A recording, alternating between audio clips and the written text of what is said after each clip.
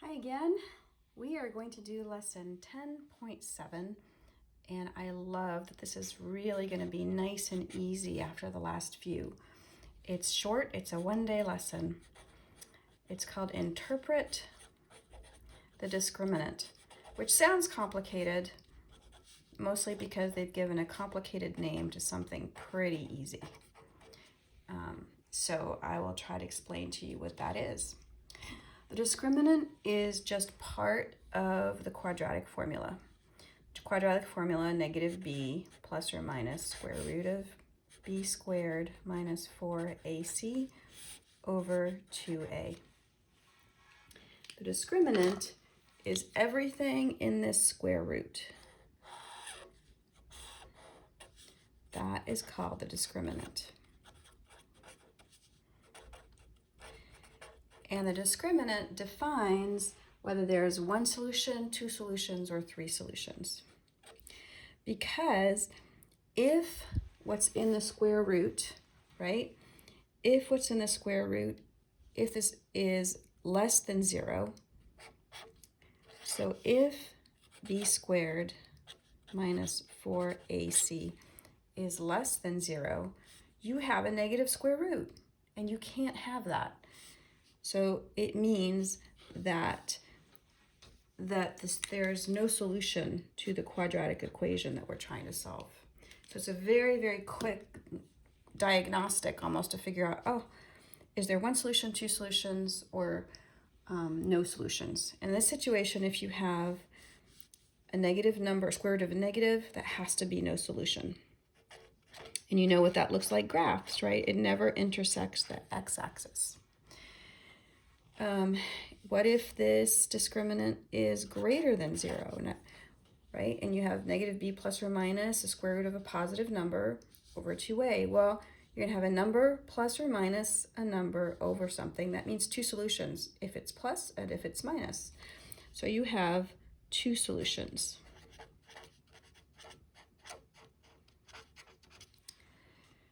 Well, what if what's in here equals 0? Well, if you have what's in here equals 0, you have negative b over 2a, which, if you guys remember, is essentially the x-coordinate or of the axis of the vertex or the axis of symmetry. And that's what happens when the vertex is the only point on the x-axis. It literally hits the x-axis. So that's when there's one solution, because the vertex is the only place that hits the x-axis. So this discriminant tells you if it's negative that there's no solution, if it's positive or greater than 0, there are two solutions, and if it's equal to 0, there's one solution. So it's very useful because you don't always have to go through the whole problem and figure it out. And so in terms of graphs, the book did a few graphs to go along with it. So just to know that when there's no solution, if you all remember, I'll put this on top, I guess. It never intersects, right? You can see I'm off the curve, but you can see, I'll move my paper down. You can see what I was doing there, right? If it's two solutions, you can see it's gonna hit that x-axis twice. And if it's one solution, it's the vertex, right? It hits right there, right on the x-axis.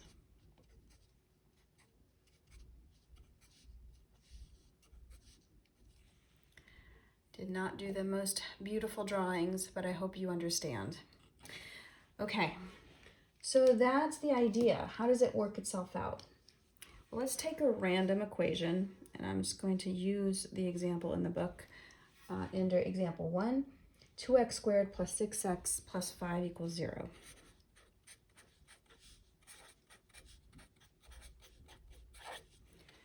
Okay, and the question is, use the discriminant to find out the number of solutions. When you've got a question like that, you don't have to enter the a and the b and the c and this whole thing. You just have to enter in the discriminant. So instead of writing the whole thing out, I'm just going to write b squared minus 4ac. And see, b is 6. So 6 squared minus 4 times A is 2, C is 5. I get 36 minus 4 times 2 is 8, times 5 is 40. So 36 minus 40, I get negative 4, which would be in the square root. So that means it's no solution because it's less than 0.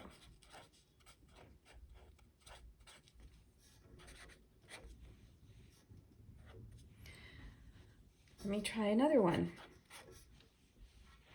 X squared minus 7 equals 0. Well, you know, looking at this in my head, I could do this through square roots and not do the quadratic, but I just have to answer one question. Is it no solution, 2 solutions, or 1 solution? Well, my A is 1, right? A equals 1.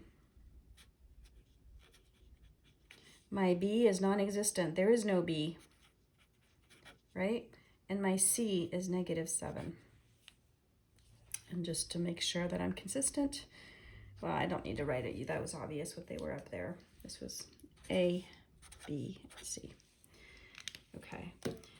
So if I'm going to put this in, B squared minus 4AC,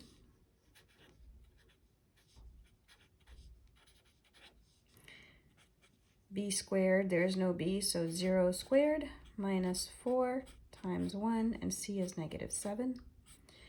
I get a positive 28.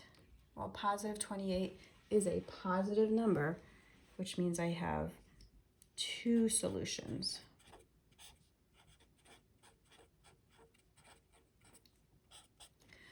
I have a teeny bit of room over here, but not to confuse you, I'm gonna change the page here so that I don't put too much on one sheet of paper. And I'm gonna try this last one. 4x squared minus 12x plus 9 equals 0. Well, my A is 4, my B is negative 12, my C is 9.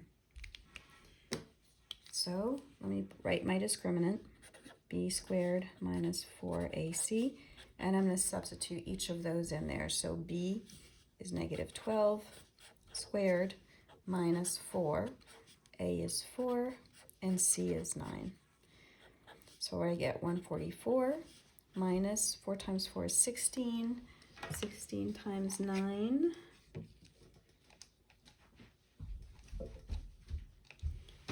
is 144, and therefore 0. And what does this tell me? Well, when the discriminant is equal to 0, if you remember, I hear a previous page, when it's just equal to 0, there is only one solution, right? So our answer is 1 solution. So your homework is actually going to be quite easy. You're just going to, if you look at example 2, the questions are not that difficult.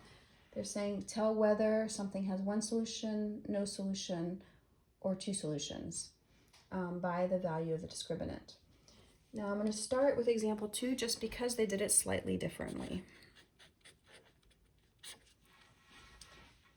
3x squared minus 7 equals 2x.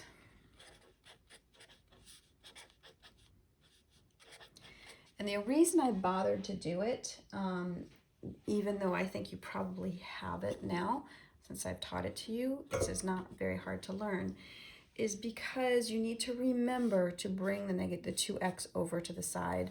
It's very, very easy to accidentally put this in as the wrong value, and you have to put it in descending degree. So when you get an equation like that, make sure you rewrite it in descending degree.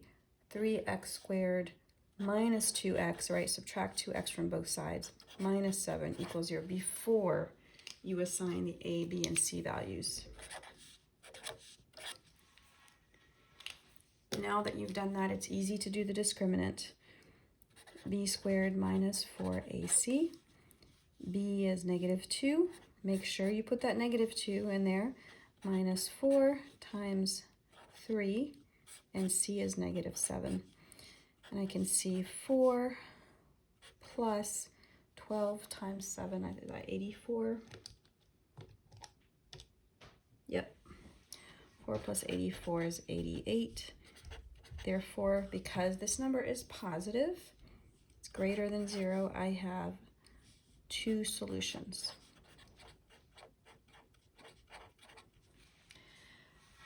Okay, so that is the bulk of the lesson. I'm going to pause now, and on a separate sheet, I'm going to begin example 4, which is a multi-step problem.